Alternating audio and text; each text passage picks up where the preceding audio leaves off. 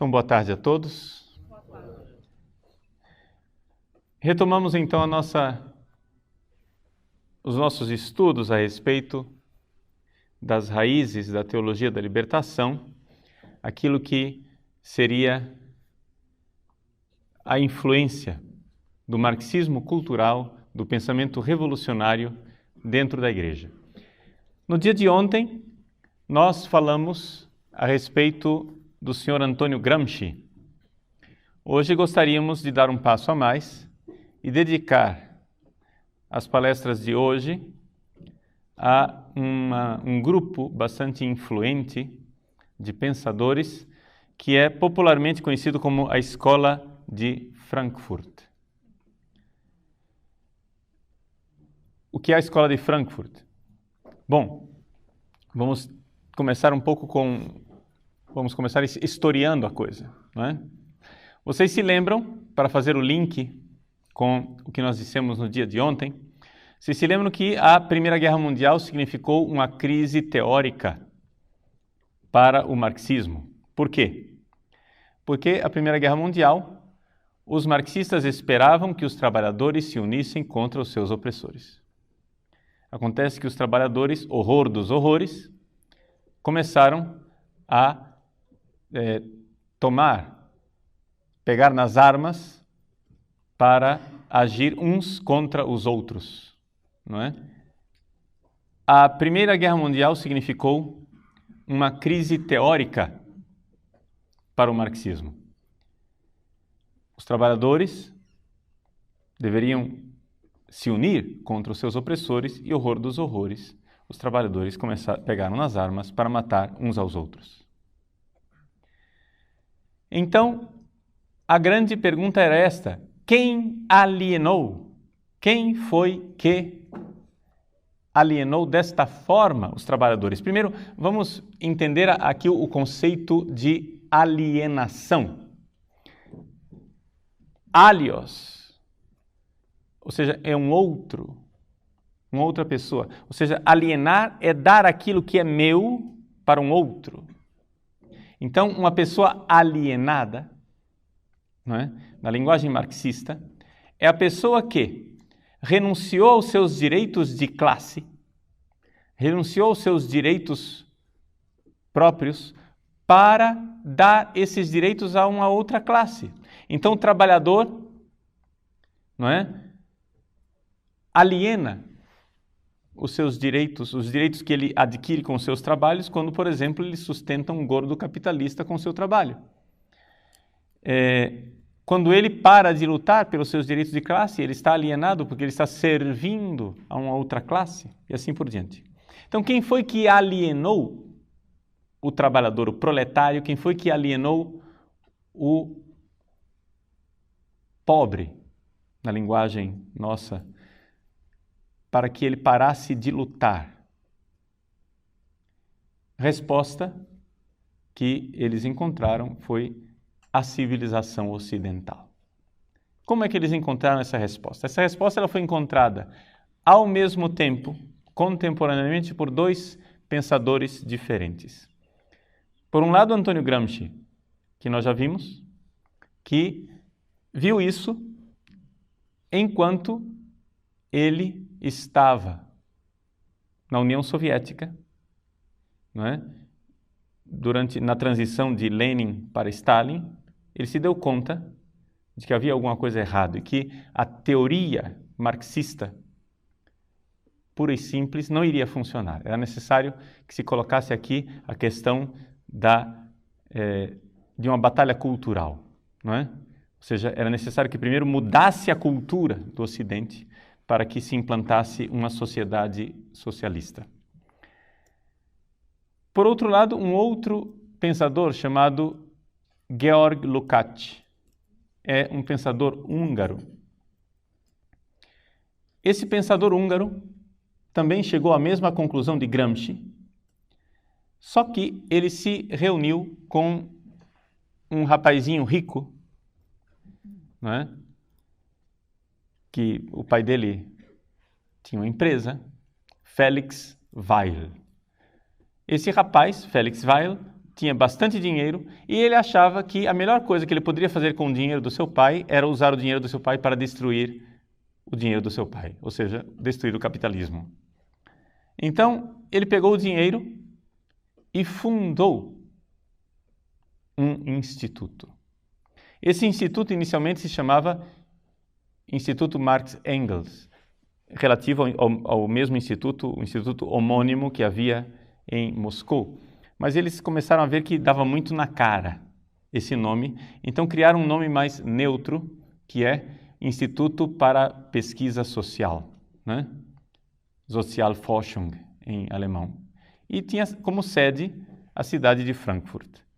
Então, este instituto, né, que nasceu de uma reunião em 1923, onde Felix Weil, Georg Lukács e outros marxistas se reuniram, resolveram criar este instituto com o dinheiro do Felix Weil e de outros doadores, para, então, a partir desse instituto, estudar a civilização. Vejam só a finalidade.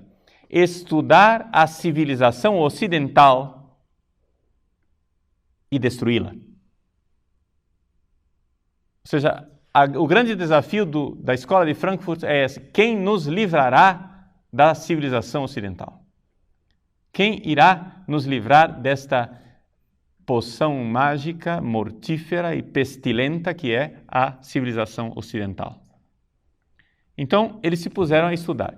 Os pensadores principais desta escola, pelo menos os mais conhecidos, né?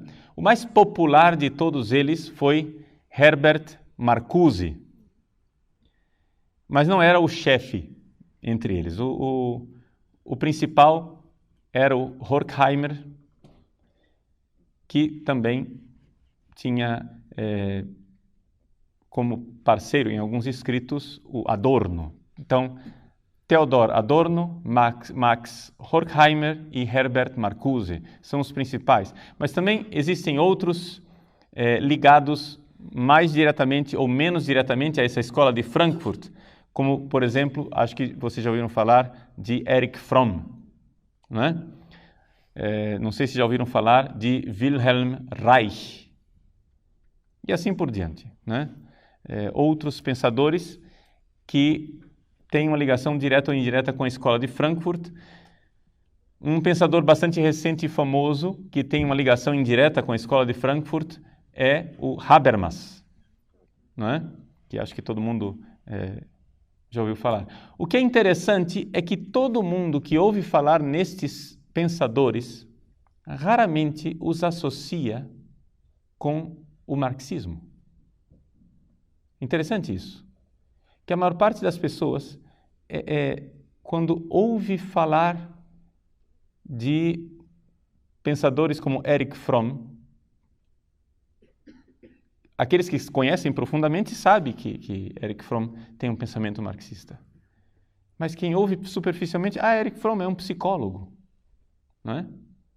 Ouve falar da escola de Frankfurt, a escola de Frankfurt, mas num pensamento popular não há essa coisa de que eles sejam marxistas. Por quê? Porque é um marxismo heterodoxo, ou seja, um marxismo que não segue a cartilha própria de Marx, porque é um marxismo que não luta diretamente no campo econômico, é um marxismo que luta no campo cultural. Mas nós vimos que a partir da dissolução do socialismo real com a queda do Muro de Berlim, a batalha é cultural. Ou seja, hoje a coisa é cultural. E aqui que está. A cultura na qual nós vivemos, ela é basicamente revolucionária e nós estamos como um peixe dentro d'água e já não notamos mais que o nosso pensamento ele é marxista. Não é? Então, assim como os fundadores da escola de Frankfurt se perguntavam como é que nós podemos nos livrar da cultura ocidental, hoje a pergunta que nós católicos precisamos fazer, como é que nós podemos nos livrar do marxismo? Ou seja, porque esse negócio é a água na qual nós nadamos, é o ar que nós respiramos. Quando a gente menos suspeita, nós estamos pensando de forma revolucionária. Pois bem, Então, eu dizia que depois da Primeira Guerra Mundial houve essa crise. Esta crise teve duas respostas mais claras. Primeira resposta diante da crise da Primeira Guerra Mundial. Por que os trabalhadores não se reuniram debaixo da bandeira da luta de classes? A resposta otimista do fascismo. O fascismo é um filho, né, do marxismo. O fascismo dizia: vamos sim criar uma sociedade justa, vamos sim ter um Estado totalitário, vamos sim realizar o paraíso aqui na Terra, todas as coisas que os marxistas queriam. Mas, numa outra bandeira, a bandeira do otimismo nacional, a bandeira do otimismo da raça, a bandeira do otimismo de um retorno a uma cultura primitiva, não é? Do nobre selvagem. Ou seja, existe uma coisa no pensamento de Hitler, que é essa realidade de que o cristianismo abastardou a nobreza da nação alemã. A nação alemã, que Hitler liga diretamente aos antigos gregos romanos, de alguma forma, mas aos verdadeiros gregos, não os gregos efeminados apolíneos da filosofia grega, mas os gregos da tragédia grega, né? Os gregos que eram admirados por Nietzsche.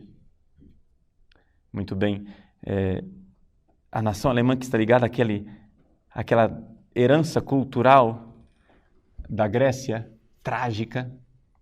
A nação alemã tem essa nobreza do pagão pré-cristão, a nobreza do bárbaro, a nobreza do homem que rejeita esta civilização racionalista.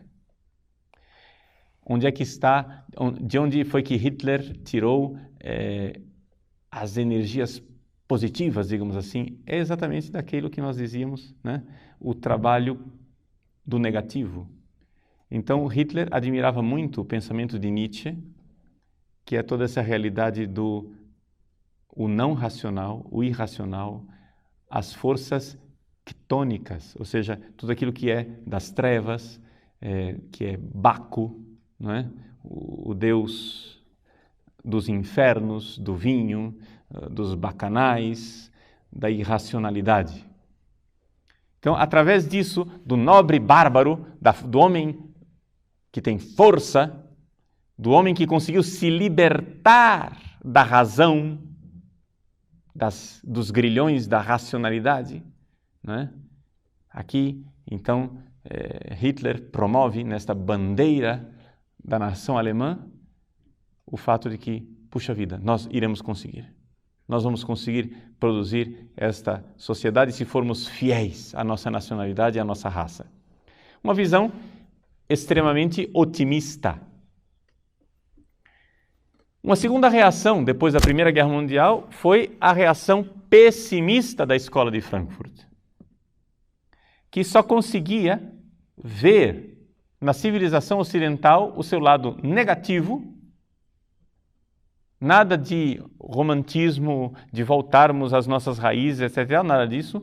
O que eles queriam gerar um trabalho negativo e destruidor completamente. Por isso, se nós tivéssemos que fazer uma comparação, nós poderíamos dizer que a Escola de Frankfurt é uma versão atualizada e secularizada do movimento gnóstico. Qual é o tipo de pensamento gnóstico? O gnóstico, como nós cristãos, o gnóstico olha ao redor e vê que o mundo que nós vivemos não está certo. Nós cristãos também, né? Estamos de acordo nisso. Até aqui existe um mal-estar. O nosso mundo não está bem, tem alguma coisa errada. Aí, o segundo passo, diagnóstico. E aí é que vem a diferença. O diagnóstico que nós cristãos damos é que o mundo vai mal porque eu não estou bem e eu preciso me converter. O pecado, não é, está em mim e eu preciso mudar de vida. Esse é o diagnóstico cristão. Vamos pregar para as pessoas se converterem. Quando cada um se der conta que vive no pecado, nós teremos um mundo melhor. Não vamos ter paraíso aqui na Terra, mas pelo menos a gente vai ter um mundo melhorzinho. Mas o diagnóstico dos gnósticos é diferente. Um gnóstico dificilmente irá aceitar que o problema é ele. Nós cristãos olhamos que o mundo não vai bem e dizemos, eu tenho que me converter. O gnóstico olha para o mundo, diz que o mundo não vai bem e diz, o mundo foi mal feito. Os gnósticos antigos, que eram místicos e religiosos, diziam, o mundo foi mal feito por um Deus mau. Existe um Deus bom, espiritual, o Deus da luz, o Deus do bem, que fez as nossas almas, que estão aprisionadas nesse mundo terrível que foi criado por um Deus mau, um demiurgo estúpido, que criou o mundo da matéria. Então, o mundo vai mal porque o mundo está mal feito. Este é o diagnóstico feito pelos gnósticos. O mundo está mal feito. Então, já que o mundo está mal feito, o que é que nós precisamos fazer? Nos libertar desse mundo mal feito. Através do verdadeiro conhecimento da gnose. Ora, a escola de Frankfurt não acredita em demiurgos. Então, como é que eles explicam? O mundo vai mal porque existe um sistema. Este mundo está mal não por causa de mim, não porque eu sou mal. Não. O mundo vai mal não porque eu preciso me converter. O mundo vai mal porque ele está estruturado de forma má. Existe um sistema que precisa cair. Este sistema é a cultura ocidental. A cultura ocidental é que faz com que esse mundo seja mal. Nós precisamos fazer com que ela caia. Se a cultura ocidental cair, vier abaixo, teremos um mundo melhor. Então, a força que a escola de Frankfurt faz é uma força de desconstruir o mundo atual. Não é? Desconstruir o Ocidente, os valores ocidentais. Ela tem uma abordagem absolutamente pessimista do mundo. Nada de otimismos com bandeiras, triunfo e vamos conseguir, e marchas em Nuremberg, companhia limitada como fazia Hitler, né?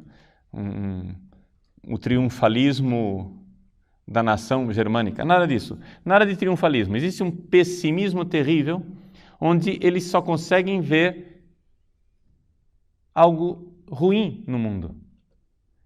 É por isso que então eles criam a chamada teoria crítica. Quando vocês ouvem falar de crítica atualmente, nós que não estudamos tanto o marxismo, quem não estudou tanto o marxismo, imediatamente identifica a teoria crítica, deve ser Kant, né? É um kantismo. Nada disso. Nada disso. Eu durante muito tempo ouvia os padres dizendo, não, você tem que ser mais crítico, nós temos que trabalhar para um pensamento crítico, e não sei o quê. E eu que estudei tanto Kant na minha vida, eu cheguei e disse, não, esse cara tem influência kantiana. Estúpido que eu era, porque eu não tinha estudado os marxistas. Até que finalmente resolvi estudar os marxistas e tenho dedicado mais ou menos os últimos 10 anos de vida a estudar esse negócio aqui. Mas a teoria crítica da escola de Frankfurt é exatamente uma atitude diante da civilização ocidental, onde eu devo criticar e destruir. Compreendem isso? Para a escola de Frankfurt existe uma ligação direta entre terrorismo, ditadura, terror, todo tipo de violência e civilização. Por que é que este mundo é um mundo de violência, de guerra, de injustiça, de terror? Porque ele é civilizado. Nós precisamos destruir a civilização e o terror desaparecerá. É necessário destruir a civilização para que das suas cinzas brote algo de positivo. Então é o trabalho crítico de destruir tudo. E eles são tão pessimistas e tão críticos que são capazes de ver perversões até nos atos mais simples da vida, como, por exemplo, assobiar. A mania que o ocidental tem de assobiar. Para adorno, por exemplo, quando eu saio assobiando pela rua, o que eu estou fazendo é a minha mentalidade ocidental, ditatorial, que faz com que eu queira dominar a melodia. É o domínio sobre a música. É uma mentalidade doente. Então, compreendem que são homens hipercríticos, pessimistas, que têm uma atitude negativa diante do mundo. O mundo está mal feito, a civilização está mal feita, precisamos destruí-la. Aí você vem e diz, tudo bem, a problemática está bonita, e cadê a solucionática? Não tem solucionática. Existe somente uma pars destruens. Entendeu? A parte que destrói. O que virá depois brotará automaticamente. Mas isso é típico do marxismo, hein? Por quê? Porque do marxismo, nós vimos ontem, existe esta convicção do poder criativo do mal, do poder criativo do negativo. Destrua e brotará a ordem. Entende? Faça o mal e surgirá o bem. Para qualquer pessoa que ouve um negócio desse, diz, esses caras são loucos. Mas é a demência de quem se recusa a aceitar Deus, a aceitar a verdade, a aceitar as coisas. A coisa realmente é como ela parece ser, é demência. Bom, então vamos ver de forma mais sistemática o que é que nos diz a Escola de Frankfurt. Max Horkheimer e Theodor Adorno escreveram um livro chamado A Personalidade Autoritária. Esse livro é importante. A personalidade autoritária, eles fizeram um livro onde eles descrevem que existe uma íntima ligação entre o capitalismo e a sociedade ocidental e o fascismo. Vejam, aqui é que está a alquimia da Escola de Frankfurt. Eles conseguiram, por um contorcionismo lógico, um revisionismo histórico, uma série de trapaças intelectuais, eles conseguiram convencer as pessoas que o capitalismo, a civilização ocidental, o cristianismo e tudo aquilo que nós veneramos como aquelas 3 colunas a respeito das quais falava o Papa, né? No Bundestag, na Alemanha, as colunas de Jerusalém, Atenas e Roma, ou seja, a ética judaico-cristã, a filosofia grega e o direito romano, eles acham que essa civilização é uma civilização fascista. Vejam, nós sabemos que historicamente, o fascismo nasce de uma crise do comunismo. Ou seja, o fascismo é um cisma do pensamento comunista. O fascismo é uma revisão do pensamento comunista. Pois bem, estes senhores que fundaram a Escola de Frankfurt, o Instituto para a Pesquisa Social, em 1923, quando Hitler vem ao poder em 1933, fogem todos para a América.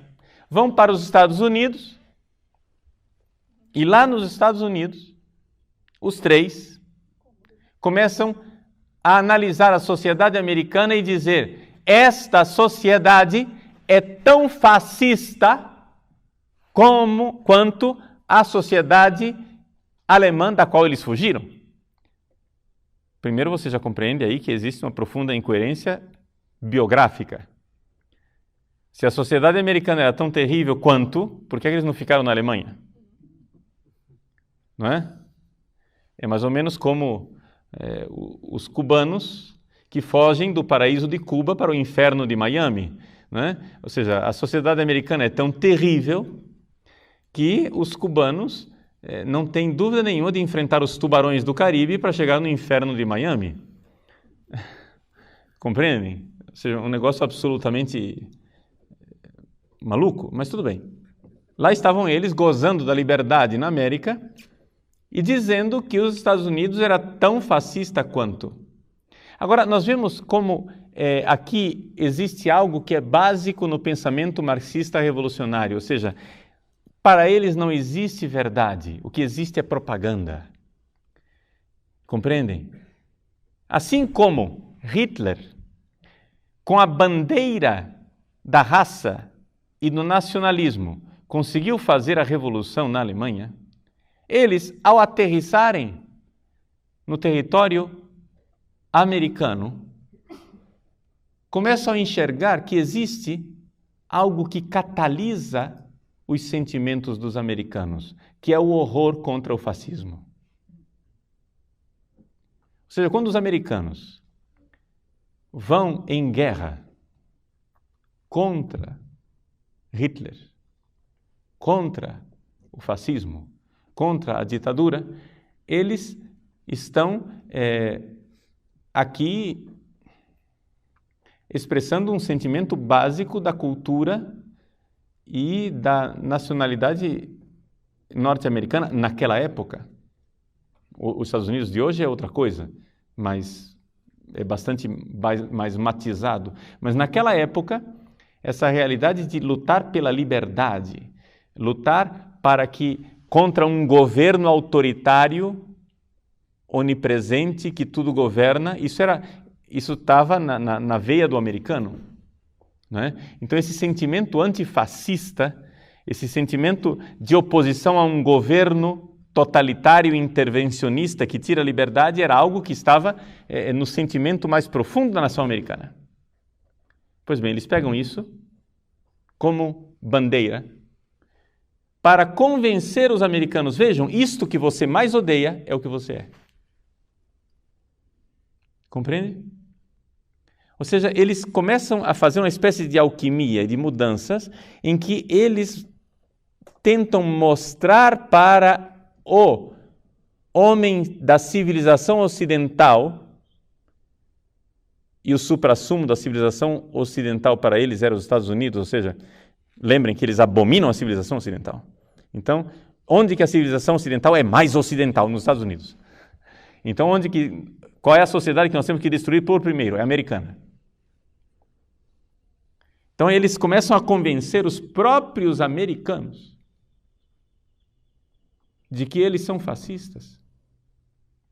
Eles se instalam na academia, se instalam nas universidades americanas, na Universidade de Colômbia, na Universidade de San Diego, na Califórnia, se instalam nas universidades americanas e começam a ensinar aos americanos que eles, americanos, são fascistas. Esta é a tese do livro de Horkheimer e Adorno, A Personalidade Autoritária. Eles criam uma espécie de escala que eles chamam de F-Scale, a escala F, F para fascismo. A sua personalidade, ela é autoritária conforme esta escala F. Você pode medir a o grau de fascismo que existe em você? E onde é que estão os traços de fascismo que nós temos? Pois bem, o fascismo se manifesta em você, homem ocidental, quando você valoriza a família. Se manifesta em você, homem ocidental, quando você valoriza a religião. Se manifesta em você, homem ocidental, quando você valoriza a propriedade privada. Quando você valoriza o mercado livre. Quando você valoriza os valores da moral sexual tradicional. Ali está o fascismo. Mas como é que é possível que uma pessoa que valoriza a família seja fascista? Ora, eles fazem um contorcionismo lógico, um negócio assim que é admirável, a capacidade que eles têm eles deviam trabalhar num circo, né? Eles fazem um contorcionismo lógico para provar que a autoridade paterna do pai, quando o pai exerce uma autoridade sobre os seus filhos, é ali que está sendo fundamentado o princípio de autoridade fascista que depois irá se manifestar no totalitarismo social. Compreendem isso? Por isso, meus senhores, vamos, como eu prometi para vocês, não vamos ficar só na teoria, vamos partir para o nosso dia a dia. Por que é que no Congresso brasileiro os nossos parlamentares estão preocupadíssimos com o futuro da nação e passam uma lei que proíbe os pais de punirem os seus filhos? Por que é que no dia que um filho telefonar para a polícia dizendo papai deu uma palmada em mim, o camburão junta na porta de casa e leva o pai para a cadeia? Isso chama-se Escola de Frankfurt. É necessário destruir o princípio da autoridade na família. Porque o princípio de autoridade na família irá gerar o fascismo. Então, vejam, compreendam que quando vocês, como padres católicos, começarem a pregar alguma coisa e alguém se levantar e com o dedo em riste acusar você de fascista, você está diante de um espécime da Escola de Frankfurt, entendeu? É essa a realidade. Você está diante do pensamento da Escola de Frankfurt. Nós somos fascistas porque acreditamos num princípio de autoridade. Então é necessário destruir a família. É necessário, então, analisar profundamente esta sociedade ocidental e ver que este fascismo, esse princípio da personalidade autoritária, está ligado intimamente à moral judaico-cristã. Vocês vejam, por exemplo, quando nós ouvimos falar de movimento hippie, de Woodstock, de, Rock in Rio, que seja. Quando nós pensamos nessas realidades, você não pensa em marxismo. Nunca. Para você, no seu mundo mental, o que é que significa o Woodstock, o movimento hippie, Rock in Rio e Companhia Limitada? Isso daqui é o suprassumo da sociedade americana decadente, com o seu capitalismo decadente e imperialista que leva a sua decadência para todos os quatro cantos da terra, não é isso? Ou seja, os americanos, com a sua sociedade corrompida, leva essa desgraça para o mundo inteiro. Você suspeita que esses fenômenos foram inoculados na sociedade americana pelos marxistas. Padre, isso é absurdo o que o senhor está dizendo? Muito bem, eu afirmei, cabe a mim então provar. Vamos provar. Os senhores comprem um livro chamado Eros e Civilização. foi escrito por um senhor chamado Herbert Marcuse. De todos os pensadores da escola de Frankfurt, é o mais conhecido. Marcuse escreveu esse livro na década de 50. Portanto, nós estamos bem longe de Woodstock, ok? Nós estamos bem longe da revolução sexual, estamos bem longe da revolução hippie, estamos bem longe das campanhas pacifistas do Vietnã. Estamos pelo menos de 15 a 20 anos de distância. Estamos de acordo? Muito bem. Ora, nesse livro, Marcuse traça com toda clareza o programa da Revolução Hippie, de Woodstock, do pacifismo e Companhia Limitada. Você vai dizer, Padre Paulo, o senhor é um teórico da conspiração. O senhor acha que tudo foi conspirado e foi... Mas pera lá, como teórico da conspiração, meu irmão? O cara 20 anos antes diz, vou fazer. Quando 20 anos depois o negócio acontece, eu não tenho por que não ver uma relação de causa e efeito.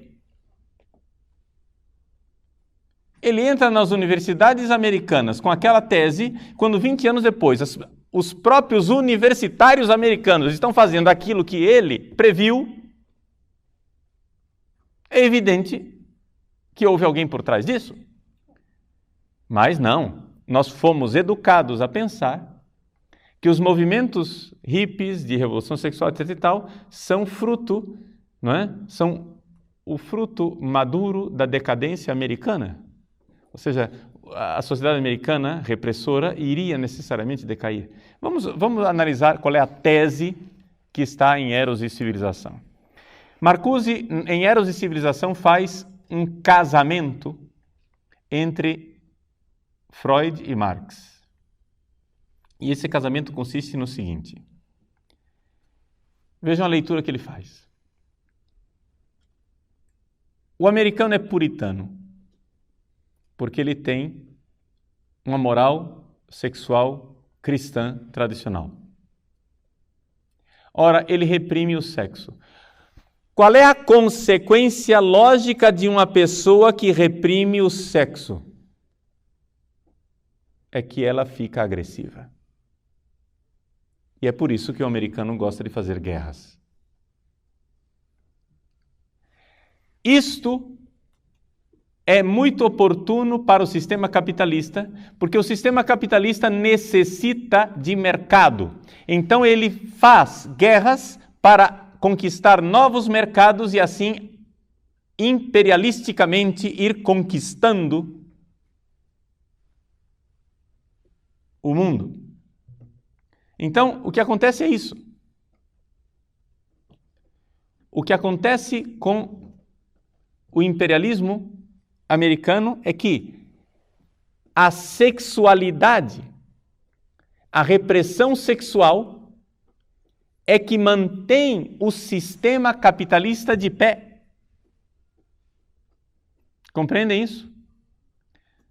O homem americano,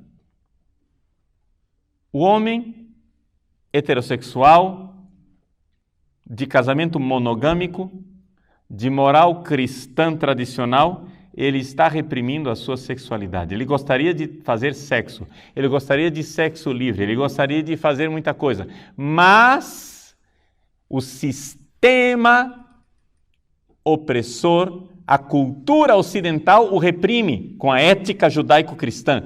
A ética judaico-cristã ela é castradora, ela castra a pessoa vira uma panela de pressão e então porque ela não exerce a sexualidade, ela se torna agressiva. E ao se tornar agressiva, ela faz guerra. E ao fazer guerra, ela conquista novos mercados. E ao conquistar novos mercados, ela mantém o capitalismo de pé. E por isso atrasa a implantação da sociedade perfeita, maravilhosa, que nós marxistas queremos implantar nesse mundo. Portanto, existe uma relação direta de causa e efeito Nós precisamos então fazer com que esse homem ocidental, puritano e reprimido, faça sexo. Surge então o lema de Marcuse: faça amor, não faça sexo. Não faça guerra, perdão. Surge o lema de Marcuse: faça amor, não faça guerra. Vocês já ouviram a palavra paz e amor, bicho? Paz e amor, bicho, quer dizer isso. Amor é sexo. Sexo livre. Revolução sexual. Transe. E não faça guerra. Paz. Então a revolução hippie é fruto direto do pensamento de Marcuse, que convenceu Marcuse e toda uma caterva de gente que o ajudou a fazer isso, né? Porque é evidente que ele não fez isso sozinho. Mas brota do pensamento dele que é necessário que os jovens americanos façam sexo. E ao fazer sexo, eles vão então se tornar pacifistas e não vão querer fazer guerra. E cairá o sistema americano. Cairá o sistema capitalista. Aplicando a nossa vida, que parece muito distante, década de 70, não sei lá o quê. Os senhores compreendem por que é que os marxistas dentro da igreja precisam desesperadamente que vocês não vivam o celibato? Entendem? Por que é que esses caras não nos deixam em paz para viver o celibato que nós queremos viver? Meu irmão, você quer casar? Seja feliz. Você quer transar? Seja feliz. Entende? Você é heterossexual e quer ter 10 mulheres, que as tenha. Você é homossexual e quer ter uma vida devassa, que a tenha. Mas me deixe em paz vivendo o meu celibato. O que é que você tem que se meter comigo? Entende? O cara é louco, pagão, não crê na moral cristã, não está nem aí. Mas quem é que está te impedindo de ser devasso e maluco? Seja. Me deixe em paz na minha igreja, eu quero ser casto, boa noite. Mas não. Eles fazem toda uma pândega, eles fazem uma arruaça em cima do celibato sacerdotal, para mostrar que o celibato tem que estar a ferro e fogo, o celibato tem que estar ligado a alguma espécie de patologia. Então eles querem convencer-nos de que o celibato não é bom, para que nós paremos de viver o celibato e vivamos uma vida devassa. Por quê? Porque eles acham que no momento em que você parar de viver o celibato, você deixará de sustentar o imperialismo romano. Romano. No caso nosso de igreja, o imperialismo romano. Não americano. Claro que é o mesmo sistema. Entende? Eles identificam a opressão romana, católica, etc., etc., com o mesmo sistema americano. Mas nós, católicos, não é? Temos um sistema espiritual dentro da religião, que é, digamos assim, o paralelo do sistema econômico americano. Assim como o sistema econômico americano vive de imperialismo, o sistema espiritual romano vive de imperialismo também. O sistema romano vive de oprimir os povos e romanizá-los, onde, então, por interesses pérfidos, não é? O Papa e a sua caterva de padres conservadores vive para oprimir os povos e impor a eles uma ortodoxia doutrinal. E esta guerra que os padres fazem querendo impor ortodoxia doutrinal, está diretamente ligada com a repressão sexual do celibato. Faça cair o celibato e você faz cair a ortodoxia doutrinal. Agora, de uma certa forma, eles têm razão. Eles não têm razão, mas eles têm razões. Deixa eu dizer o quê? Existe uma verdade que é a seguinte, isso é uma verdade espiritual. Se você não vive como pensa, vai terminar pensando como vive. Então, de fato, se você, vamos supor, estuda o catecismo da Igreja Católica, você estuda a doutrina da Igreja Católica, você é muito ortodoxo, mas você não consegue viver uma vida virtuosa.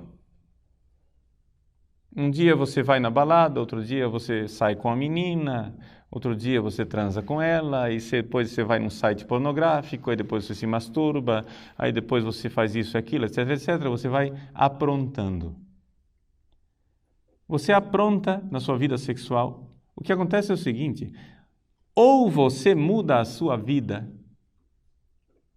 ou você vai terminar pensando como você vive. Isto é verdade biográfica na vida de muitos padres. Os padres recebem... Como é que esse pessoal consegue tantos seguidores? É assim. O movimento de esquerda dentro da Igreja Católica vive de parasitar as vocações alheias. Vejam, eles não têm uma vocação sequer. Jamais, raramente, é quase assim uma mosca branca, raramente um rapaz entra no seminário sendo de esquerda. Quem entra no seminário é conservador naturalmente. Os rapazes que entram no seminário são bons, bem-intencionados, querem viver o celibato, querem ser fiéis ao Papa, querem viver a Igreja tal qual ela é.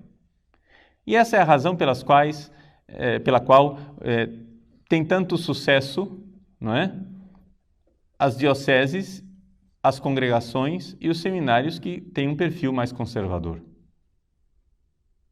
Por que é que, por exemplo, congregações femininas que abandonaram o hábito e se tornaram libertárias estão morrendo e não tem ninguém no noviciado, enquanto outras congregações que têm o hábito, que continuam tendo uma doutrina cristã, que continuam tendo um segmento normal da vida de adoração eucarística, de terço, etc., etc., estão coalhados de vocações.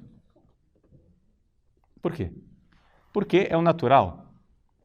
Quando uma pessoa pensa na vida sacerdotal e religiosa, pensa em alguma coisa num quadro mais tradicional. Mas acontece então a sedução, em que seja no seminário, ou quando o seminário daquela diocese é bom, não tem problema. Se o seminário foi bom e formou o seminarista de forma decente, não tem problema. Depois que ele sai do seminário, a gente perverte ele uma vez que ele já é ordenado, não é? E como é que acontece essa perversão? Não acontece através de silogismos. A perversão, ela acontece na prática, pela sedução do mundo. Ou seja, você é ordenado padre, vai se confessar com um colega padre. E ele diz, não, mas não seja tão duro com você. Deus perdoa. É normal. Deus é o Deus da vida. Deus criou o sexo. Por que é que você fica reprimindo aquilo que Deus criou e demonizando aquilo que não tem nada de... Deus vai perdoar. Aliás, o inferno nem existe. Porque Deus é amor. Você acha que Deus vai condenar alguém para o inferno? Então, a partir disso, a brecha está aberta. E aquele padre que antes era católico, ortodoxo, ensinava o catecismo, etc., etc., a partir desse princípio de aparente e falsa misericórdia, irá caindo de abismo em abismo, até que finalmente ele terminará pensando como ele vive. Então vejam que a escola de Frankfurt ela não tem razão, mas ela tem razões, ou seja, de fato existe alguma coisa existe uma ligação entre a sexualidade, a vida moral e o pensamento, o que eles chamam de ideologia, que para nós é a doutrina da fé. Existe uma ligação. Mas não é essa ligação que eles dizem. Não é uma ligação de causa e efeito, no sentido de que porque eu reprimo a minha sexualidade, então eu sou ortodoxo. Não é isso. As duas coisas estão ligadas, mas não é causa e efeito. Estão ligadas porque nós somos um todo e não é possível você ficar a vida inteira claudicando com uma perna só. Não é? Então, dentro daquilo que é o pensamento da escola de Frankfurt, existe uma necessidade imperiosa, premente, urgente, de se mudar a cultura ocidental. O que eu abordei nessa palestra aqui foi, sobretudo, esta realidade da sexualidade. Você mudando a sexualidade, você mudando a forma de a pessoa se comportar sexualmente, você está impondo um novo padrão e você vai fazer com que as coisas fiquem muito mais fáceis para implantar a sociedade socialista. O que é que nós podemos dizer disso tudo? Bom, em primeiro lugar, não é verdade que ao destruir a moral sexual, eles criem uma sociedade melhor. Isso simplesmente não é verdade.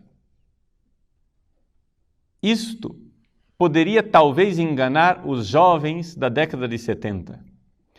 Na década de 70, os jovens, para conseguir transgredir as regras morais sexuais que eles receberam dos pais, né?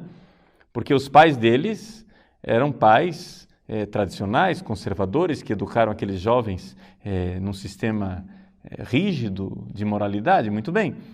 Para que aqueles jovens da década de 70 conseguissem transgredir os tabus sexuais, assim, eu estou usando a linguagem deles, né? Ou, melhor ainda, vamos usar a nossa linguagem, para que aqueles jovens da década de 70 conseguissem violentar a própria consciência, eles precisavam de doses altíssimas de maconha, de cocaína e de tantas coisas. Eles precisavam das drogas para viajar e conseguir fazer sexo. Porque eles tinham sido educados numa moral cristã, conservadora. Acontece que esses tempos já passaram. Nós somos os filhos ou os netos de Woodstock. Entendeu? Hoje, vovô é que é maconheiro. Entende? Vovô é que usa cabelo comprido, é tatuado, gosta dos Beatles e é aberto. O neto, muitas vezes, isso não é regra, é evidente que isso não é regra absoluta, mas muitas vezes o neto já está vendo o mundo horroroso criado pelo seu avô e rejeita esse mundo e quer entrar no seminário para consertar alguma coisa. Por quê? Porque já não aguenta mais o vazio da existência. Porque se antigamente, se há 30 anos atrás, 40 anos atrás, o sujeito precisava de maconha para ter relações sexuais de forma promíscua, hoje, um adolescente de 12 anos já faz muito mais do que ele fazia.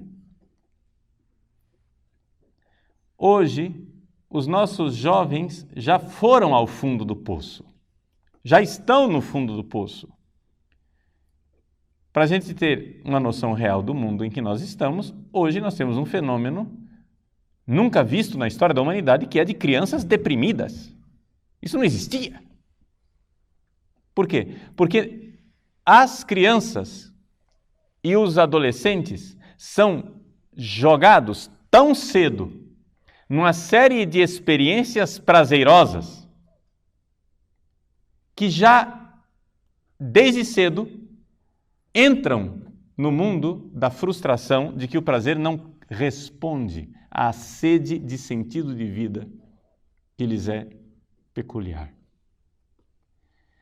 Então, o que nós vemos hoje, o fenômeno de um renascimento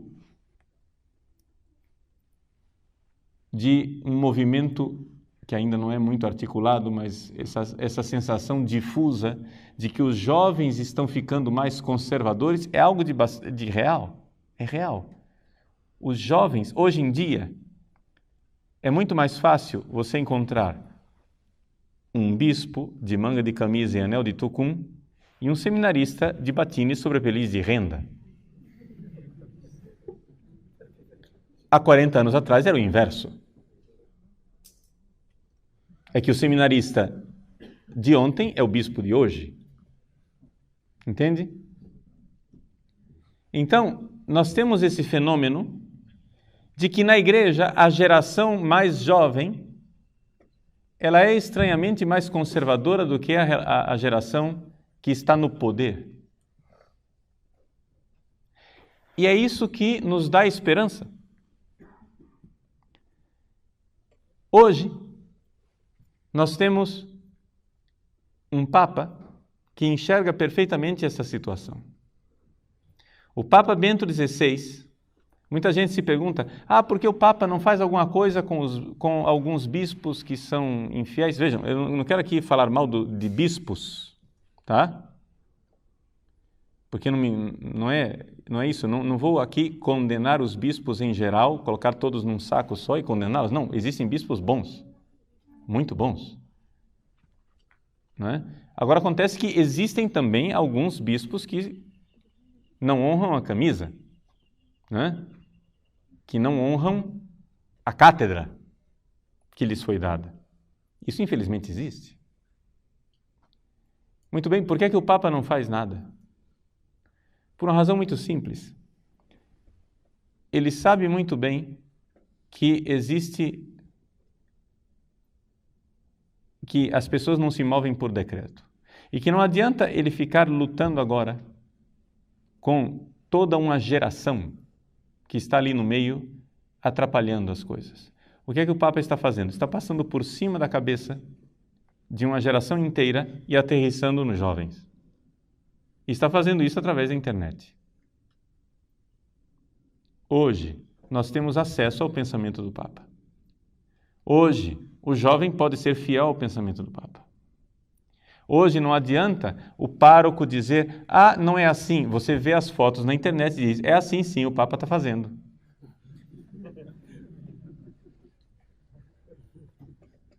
Entende?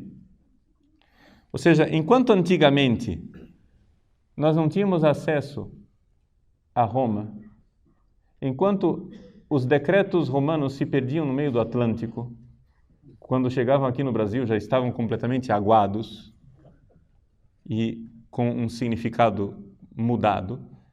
Hoje, o jovem tem acesso direto ao Papa. E a esperança para a igreja, no futuro, é esta geração. Nós iremos ver, ao longo destas palestras, que é necessário, porém, que, além de boa vontade, nós tenhamos também estratégia. É necessário que a gente saiba que é necessário ter estratégia e paciência histórica para chegar em algum lugar com aquilo que é a necessária, entendam bem a palavra, reforma da igreja. Ou seja, a igreja precisa voltar às suas fontes, precisa voltar à sua identidade verdadeira, precisa compreender que nós estamos infiltrados por uma série de mentalidades e estamos no meio de uma batalha cultural terrível. Vocês estão vendo claramente de onde vem a mentalidade que nós vivemos dentro da igreja.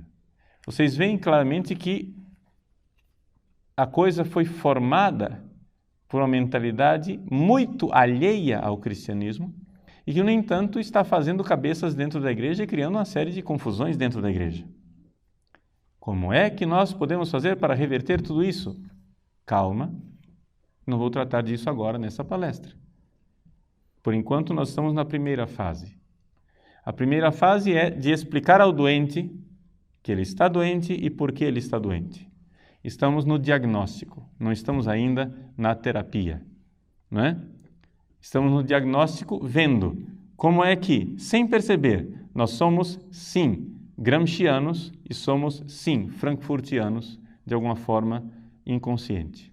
E que essa realidade está dentro da igreja e está criando uma doença generalizada. Por quê? Porque estamos sendo sabotados por um pensamento alheio ao cristianismo. Essa é a ideia fundamental que eu estou transmitindo para vocês, né, nessas primeiras palestras. Depois do diagnóstico, quem sabe, né, conseguiremos traçar o caminho de uma terapia para essa doença e assim sair do abismo no qual nós nos precipitamos.